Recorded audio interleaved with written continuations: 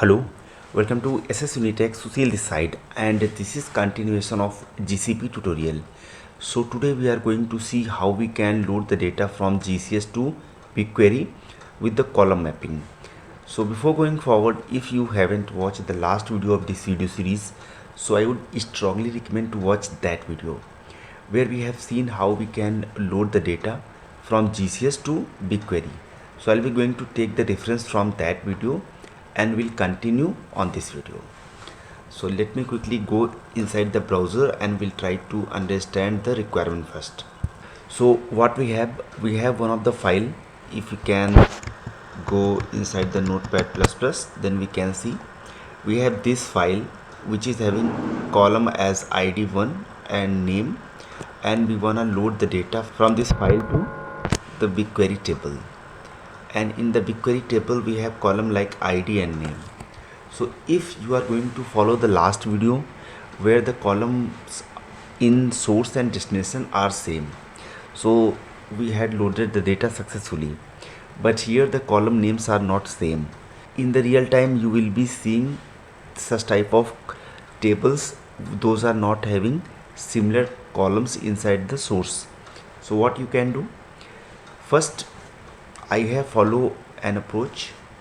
So in this approach you can see created one of the table, and this table will be having total 4 columns that you can verify, like source table name, source column name, destination table name, and destination column names. So these 4 columns will be in this table, and this table will be used for source to destination column mapping.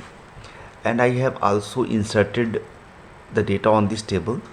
As we can see, we are having this source table name and it is having test CSV. So this is not needed for this video because we are going to load the data from GCS location, but you can assume like if the requirement is loading data from any Oracle system or any DBMS system to the bigquery, on those scenarios this column will be used.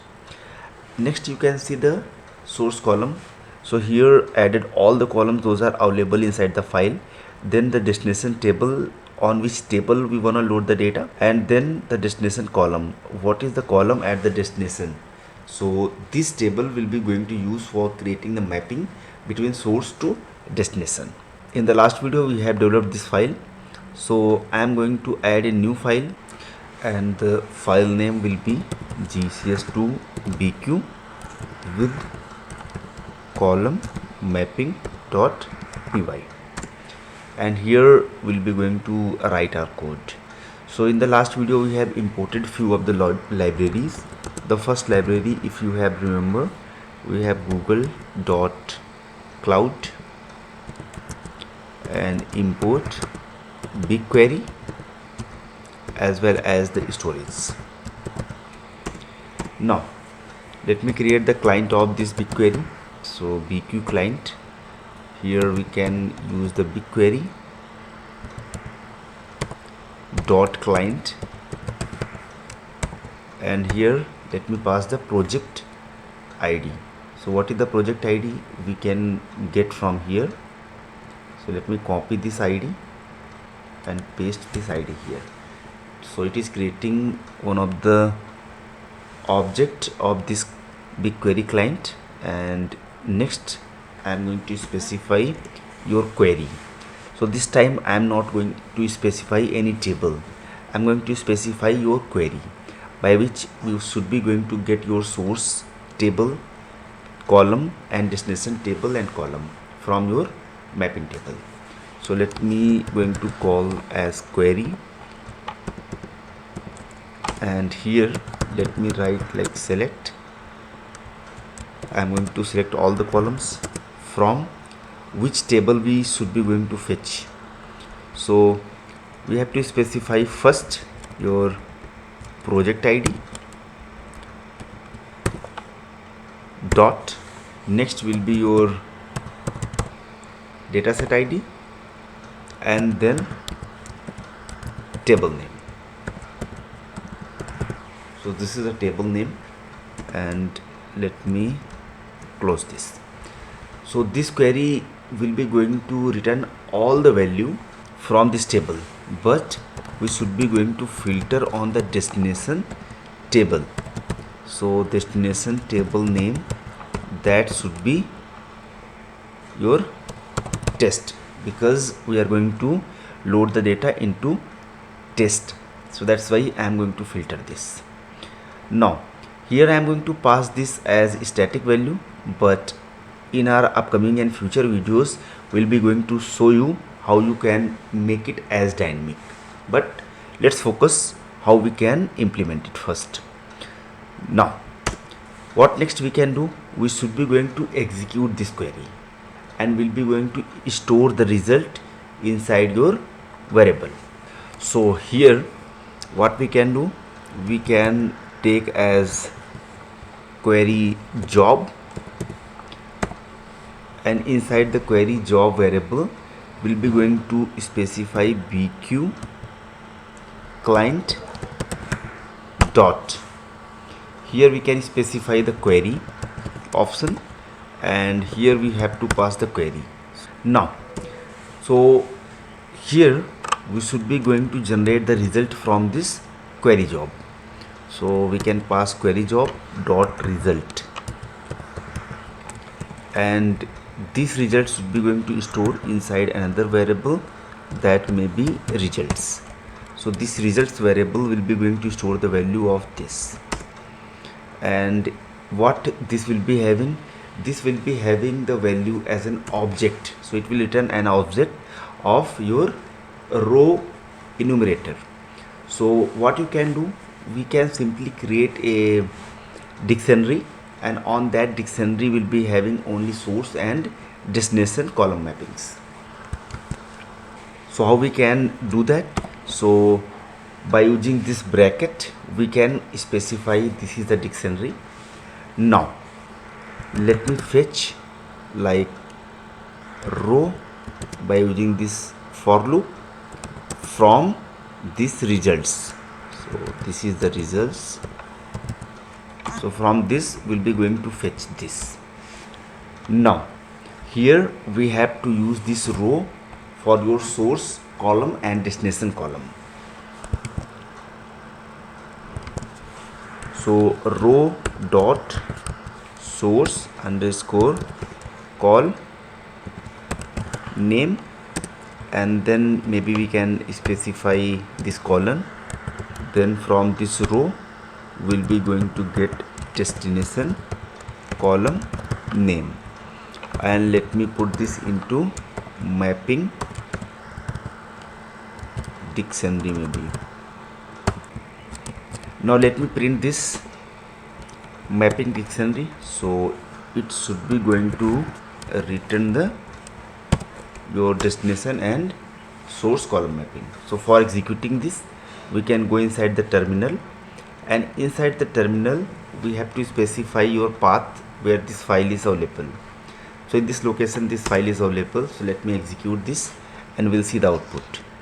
So here we are getting the problem of this, like query job dot result is giving the error.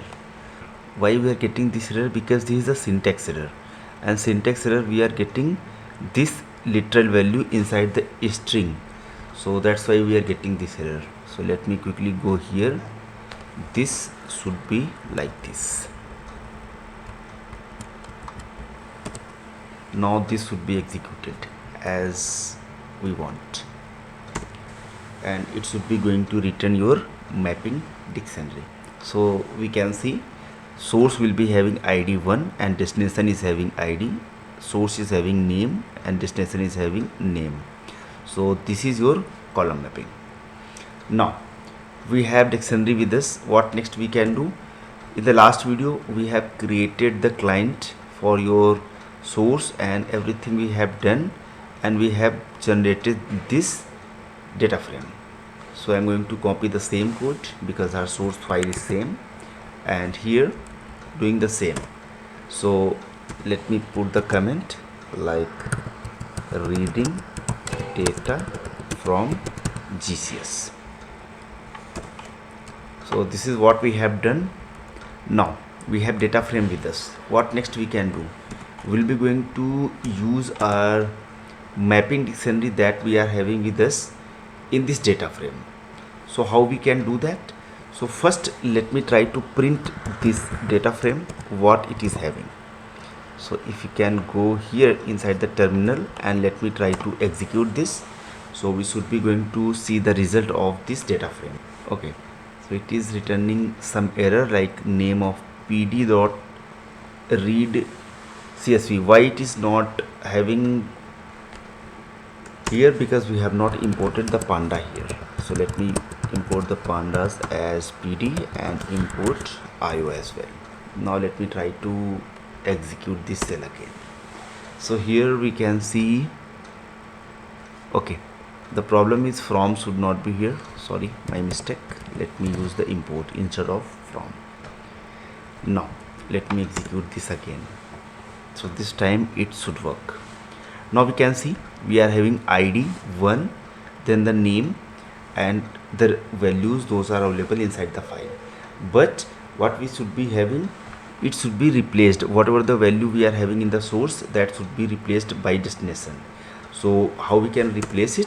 So we can simply use df dot rename, and then here we can specify columns, and the column we should be going to use your dictionary, that is mapping dictionary.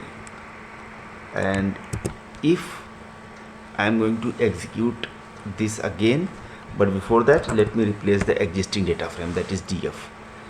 If we'll see the output of this, then you can closely observe the id column should be replaced with id only. So here we have id 1 and after that we are having id. So now your destination table is having id and your data frame is also having id. So what we can do, we can simply dump this data inside your destination. But before that, what I can suggest, in your destination we are going to dump this data into the bronze layer, and inside the bronze layer all the columns inside the table should be having string data type. So first what I can suggest, you should be going to replace your data type of this data frame with the string. So how we can do that? So it's very straightforward. We can specify df and then as type, and here we can specify as string. So the data type should be going to replace for all the columns, those are available inside this data frame. Now we have this data frame with us. Next, if you have remember, we have loaded the data by using this option in the last video. So let me copy the same and paste it here. So we have this client that we have already created, so we are not required to do anything here. This time we have not used underscore, so we can replace the underscore. This is the table where we want to load the data, and this is your bqclient. Then load table from data frame, and this is the data frame we have and the table. And here we have replaced the column by using the secondary mapping table. So if we can go here, and before going to execute, let me quickly verify the data on that table. So let me run this. It should not be having any data because I have truncated this table before recording this video.